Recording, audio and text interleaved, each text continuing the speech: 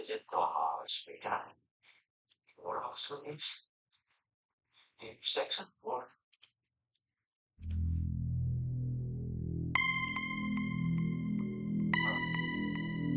All the gemstones and all go on the cases and all the brand pictures of all the words talking about like our gemstones. The opportunity to more. Welcome to another exciting episode of Gallica Kills Everything, your #1 Metropolis-rated daily weather program, where Gallica kills everything. We are on assignment again tonight on frozen Mogo, and we are fighting the manifestation of Luzia's sorrow. We have our good old fire tank. That's right, Gallica Kimone is out here showing us how it gets done. We are going to unpack this battle for you. This is one of 3 different variations of the fight that we've seen on the channel here in the last few days. And I gotta say, by the time we got to this third one, we had all the kinks figured out and she knew exactly what she was aiming for. That doesn't mean it's going to be an easy fight. It still takes you at least 10 minutes to kill this thing solo. And I would like you to bear in mind that Gallica here, she's a pro, yo.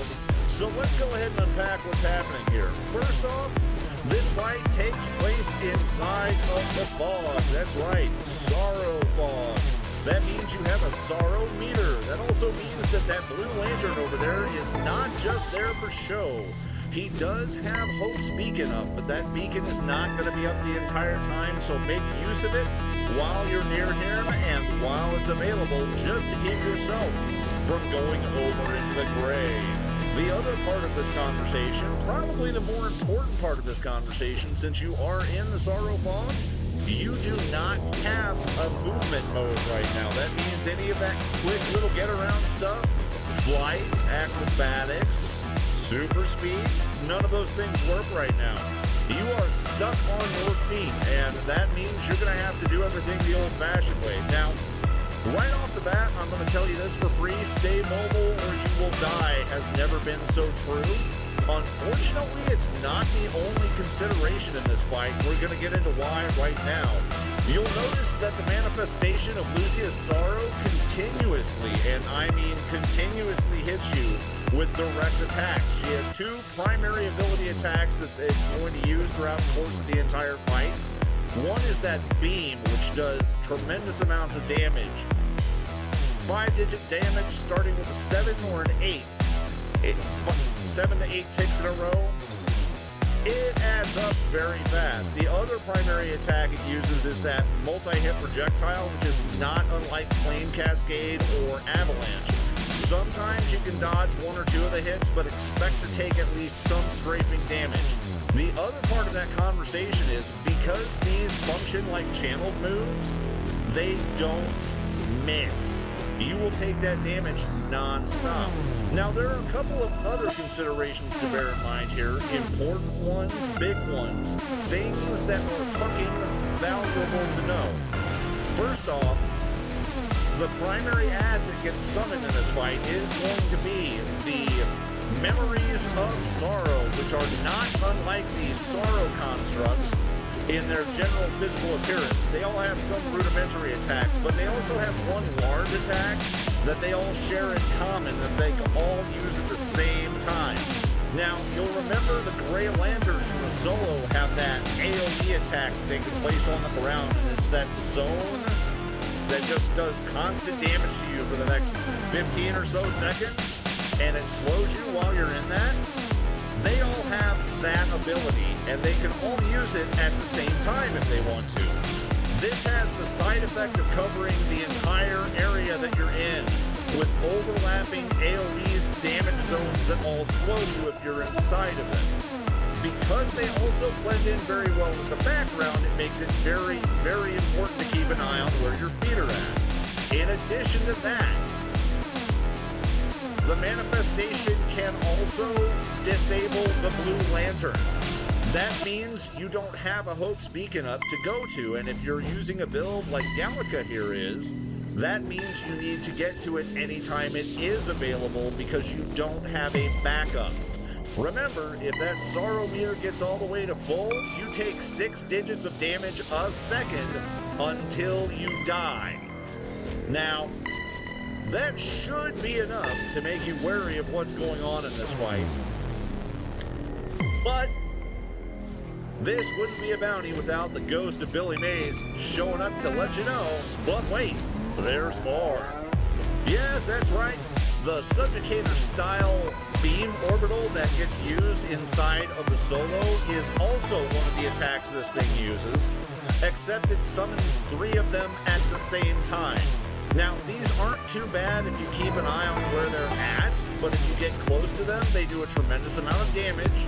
They have excellent knockback, and since there are 3 of them hitting you at the same time, their damage zones can potentially overlap, which makes them more dangerous than they would be otherwise.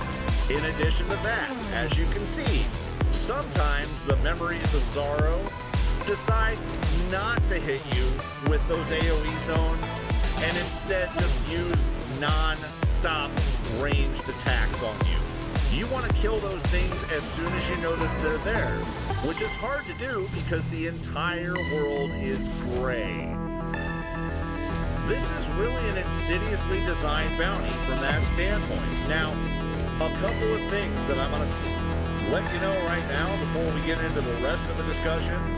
This is a build check. You will need decent mitigation, and I don't mean, hey, I can go fight Ultraman mitigation. I mean, you need something that will allow you to maintain functional, constant health regeneration, like Red Tornado Module or the Clarion or Finisher Healing, in addition to some sort of background HOT or burst heal to get you through those low moments. In addition to that, you may also want to go ahead and incorporate a shield into your build, or 4 shields into your build if you have the space for them. In addition to that, if you have aggro drop in your loadout, or you have the Scarecrow Fear Bomb if you're not a controller style, it's going to pay a lot of bills in this fight. Now, this doesn't seem like it's been too hard so far, but that's mostly because Gallica knows what she's doing here. The real truth of the matter is, we're still pretty early into this bounty's overall lifespan, so if you don't want to fight it by yourself, you're not going to have to. You get on the old LFG, and plenty of people are going to be riding that train. Come on, ride that train. It's a choo-choo train. Yep, everybody's out there spamming Luzia right now because, hey, the getting is good. If you do want to do it solo, though, like I said, focus on your mitigation, focus on your output, make sure you keep an eye on the things in the background, and for God's sake, get out of the way. Now, there is one other attack that we haven't covered. It's that cone telegraph that you saw a moment ago. That attack isn't too terrible by itself, but you do still want to avoid it because like everything else here, it does damage. And like everything else here, it does damage constantly on top of the damage that you're already taking. So you don't want to get hit by something else. Now, we're winding up the fight, getting down to that last minute and a half. This is where we're going to talk about a couple of other things. First off, build. What makes this such an effective build for soloing things or just in general? Well, this is a mobile battle tank that is built on the fire platform, which means it has a lot of background healing options, as well as a lot of mobile channeled moves. Now, mobile channeled is great for 2 reasons. First off, mobile, it's right there in the name for a reason. And second, channeled means that you can benefit from the empowered channeling mod, which does an excellent job at knocking down all sorts of different forms of crowd control. It doesn't make it quite invincible, but it does take the starch out of quite a lot of sales, if you know what I mean. It will make you a lot more effective as a damage-dealing platform, and it allows you to stay on your feet, which is really what you want to do if you don't want to get beat. Now, the other thing to mention, as we wrap up here, let's talk about those rewards. Yes, that is right, folks. We have rewards for this particular bounty. 8 marks in that good old box. That's going to rock all of your socks. Get you some equipment. It's still in style.